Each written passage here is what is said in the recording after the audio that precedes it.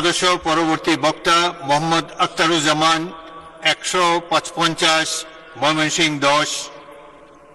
সময় আপনার 6 মিনিট। বিসমিল্লাহির রহমানির রহিম। 1 মিনিট। মাননীয় সদস্য, পয়েন্ট অফ অর্ডার হয় চলমান বিষয়ের উপর। ওই বক্তা যদি আপনার নাম নিয়ে থাকেন তাহলে 274-এ আপনি একটা ব্যক্তিগত কৈফিয়ত দিতে পারেন। এছাড়া এই রাষ্ট্রপতি ভাষণ চলার সময় বক্তব্য রাখার কোনো সুযোগ নেই। I am sorry. Next speaker please. Mohammad Akhtaruzzaman. মাননীয় স্পিকার, আসসালামু আলাইকুম। আপনাকে ধন্যবাদ। মাননীয় স্পিকার, আজকে একটি ঐতিহাসিক মুহূর্তে আমরা দাঁড়িয়ে আছি। আমরা 5ই আগস্ট রক্তস্নাত সে আন্দোলনের মধ্য দিয়ে আমরা একটি গণতান্ত্রিক রূপান্তরের মুহূর্তে, গণতান্ত্রিক জনগণের ভোটাধিকারের মাধ্যমে যে সংসদ প্রতিষ্ঠিত হয়েছে, যে সংসদে আমরা এসেছি, সেই সংসদে আজকে আমি মহান রাব্বুল আলামিনের দরবারে সর্বপ্রথম শুকরিয়া আদায় করছি যে আল্লাহ রাব্বুল আলামিন আমাদেরকে কবুল করেছেন জনগণের প্রতিনিধিত্ব করার জন্য। মাননীয় স্পিকার, আপনার মাধ্যমে আমি সর্বপ্রথম ময়মনসিংহ 10 গফরগাঁও উপজেলা পৌরসভা এবং পাগলা থানার জনসাধারণকে আমি ধন্যবাদ এবং কৃতজ্ঞতা জ্ঞাপন করছি, যারা বিপুল ভোটে এই নানা প্রতিকূল পরিস্থিতির মধ্যেও আমাকে নির্বাচিত করে তাদের প্রতিনিধিত্ব করার জন্য মহান সংসদে পাঠিয়েছেন।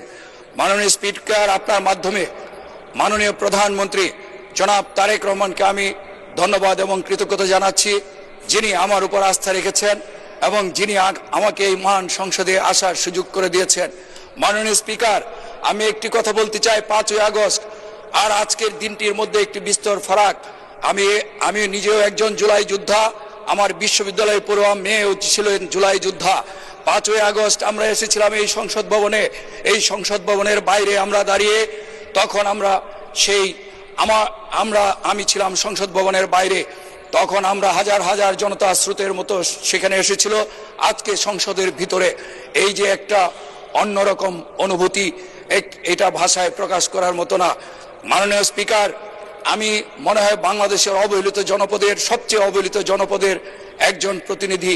মাননীয় স্পিকার, আমি মাননীয় মহামান্য রাষ্ট্রপতি এই সংসদে দাঁড়িয়ে বিগত ফ্যাসিস্ট আমলের যত অপকর্মের ফিরিস্তি দিয়েছেন এবং বর্তমান সরকার আমাদের মাননীয় প্রধানমন্ত্রী জনাব তারেক রহমানের নেতৃত্বে দেশ গড়ার যে মহাপরিকল্পনা, সেই পরিকল্পনার বিশদ বিস্তর বর্ণনা দিয়েছেন। সেজন্য আমি আপনার মাধ্যমে মহামান্য রাষ্ট্রপতিকে ধন্যবাদ জানাচ্ছি। মাননীয় স্পিকার, আপনারা জানেন সবাই এই মহান সংসদে আমরা যারা দাঁড়িয়েছি, এই সংসদে সবার মধ্যে একটি অপূর্ব মিল রয়েছে যে আমরা ফ্যাসিস্টরা বিতাড়িত হয়েছে এবং এই মহান সংসদে যারা প্রতিনিধিত্ব করছেন সবাই এই ফ্যাসিস্টরা নাই এবং সবাই গণতান্ত্রিক নির্বাচনের মাধ্যমে জনগণের বিপুল ম্যান্ডেটের মাধ্যমে এই সংসদে তারা প্রতিনিধিত্ব করছেন। তবে একটা জিনিস আমি সবার প্রতি অনুরোধ করব, মাননীয় এখানে বিরোধী দলীয় যারা সদস্যবৃন্দ আছেন, আমরা সরকারি দলের সদস্যবৃন্দ আছি, আমরা যেন সবাই এখানে জনগণের জনগুরুত্বপূর্ণ বিষয়গুলো নিয়ে আমরা যেন আলোচনা করি, আমরা যেন বিরোধিতার স্বার্থে বিরোধিতা না করি। আমরা যেন সবাই মিলে, যেহেতু আমরা ফ্যাসিস্ট মুক্ত বাংলাদেশে সবাই জনগণের ম্যান্ডেট নিয়ে এসেছি, সবাই যেন সবার প্রতি সেই অনুরোধটুকু জানাই। মাননীয় স্পিকার, আমার এলাকার কিছু জনগুরুত্বপূর্ণ বিষয় নিয়ে আমি আপনার মাধ্যমে মাননীয় প্রধানমন্ত্রীর দৃষ্টি আকর্ষণ করতে চাই। মাননীয় স্পিকার, আমি আমার এলাকায় গফরগাঁও উপজেলা পৌরসভা এবং পাগলা থানা 7 লক্ষ লোকের বসবাস, কিন্তু মাত্র 50 শয্যার একটি হাসপাতাল। সেই হাসপাতালে নেই কোনো অ্যাম্বুলেন্স, নেই কোনো এক্স-রে ইসিজি মেশিন, নেই কোনো, সেখানে 173 জন জনবল আছে, তার মধ্যে 71 জনেই নেই। সেই হাসপাতালটি খুঁড়িয়ে খুঁড়িয়ে চলছে।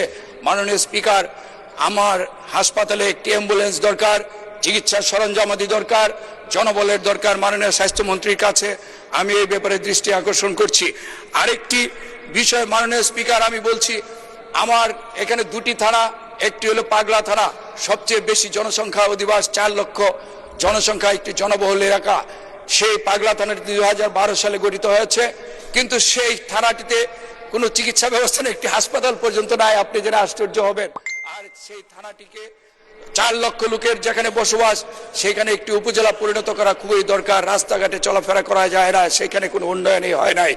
সুতরাং পাগলায় একটি উপজেলা পরিণত করার জন্য মাননীয় প্রধানমন্ত্রী মাননীয় স্থানীয় সরকার মন্ত্রীর প্রতি আমি আহ্বান জানাচ্ছি সেই অবহেলিত জনপদের উন্নয়ন নিশ্চিত করার জন্য। আরেকটি আপনার মাধ্যমে আমি এই সম্মান সংসদকে জানাতে চাই যে আমাদের চিকিৎসা ব্যবস্থা ভেঙে পড়েছে, শিক্ষা খাত মুখ থুবড়ে পড়েছে এবং দেশে কোনো অবকাঠামো নাই। এতদিন দুর্নীতি লুটপাট হয়েছে, দেশের টাকা বিদেশে পাচার করা হয়েছে। আমাদের মাননীয় প্রধানমন্ত্রী বলেছেন করব কাজ গর্ব দেশ আর সবার আগে বাংলাদেশ। এই মূল মন্ত্রকে সামনে রেখে আমরা ইনশাল্লাহ যারা জনপ্রতিনিধি রয়েছি আমরা আকাশচুম্বী প্রত্যাশা এবং সমস্যার পাহাড় নিয়ে এই মহান সংসদে যাত্রা শুরু হয়েছে। আমাদের মাননীয় প্রধানমন্ত্রীর নেতৃত্বে আমরা বিশ্বাস করি দেশ এগিয়ে যাবে, বাংলাদেশ এগিয়ে যাবে। ঠিক তেমনি আমার সেই অবহেলিত জনপদ গফরগাঁও উপজেলা পৌরসভা এবং পাগলা থানা, যে পাগলা থানাটি সবচেয়ে অবহেলিত, যেখানে কোনো হাসপাতাল নাই, চিকিৎসার ব্যবস্থা নাই, রাস্তাঘাট নাই, উপজেলা নাই। সেই সমস্যাগুলির সমাধান হবে মাননীয় প্রধানমন্ত্রীর হাত ধরে। আরেকটি কথা আমি মাননীয় স্পিকার আপনার মাধ্যমে বলতে চাই, আমাদের গফরগাঁও ছিল সারা আমাদের আশেপাশে যত জেলা ছিল, কিশোরগঞ্জ থেকে একসময় গফরগাঁও ট্রেনে সবাই যাত্রা করতেন। আমাদের মির্জা আব্বাস আমাদের মাননীয় স্থায়ী কমিটির সদস্য, উনি এখনো আমাকে পেলে মাঝে মধ্যে গল্প করেন যে বাচ্চু আমি গফরগাঁও থেকে ট্রেনে আব্বার সাথে চলাফেরা করতাম। কিন্তু সেই গফরগাঁও পিছিয়ে গেছে।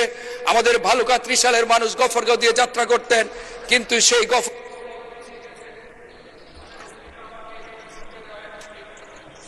আপনার সময় শেষ, 30 সেকেন্ডে শেষ করেন।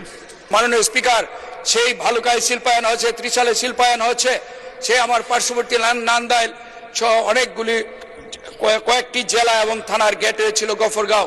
কিন্তু আজকে সেই গফরগাঁও অনেক পিছিয়ে। গফরগাঁওয়ের যে রেল লাইন আছে সেখানে রেল লাইনে সেই স্টেশনে পানি পড়ে, সেই রেল লাইনের অবস্থা, ধন্যবাদ অবস্থা খারাপ। সদস্য সব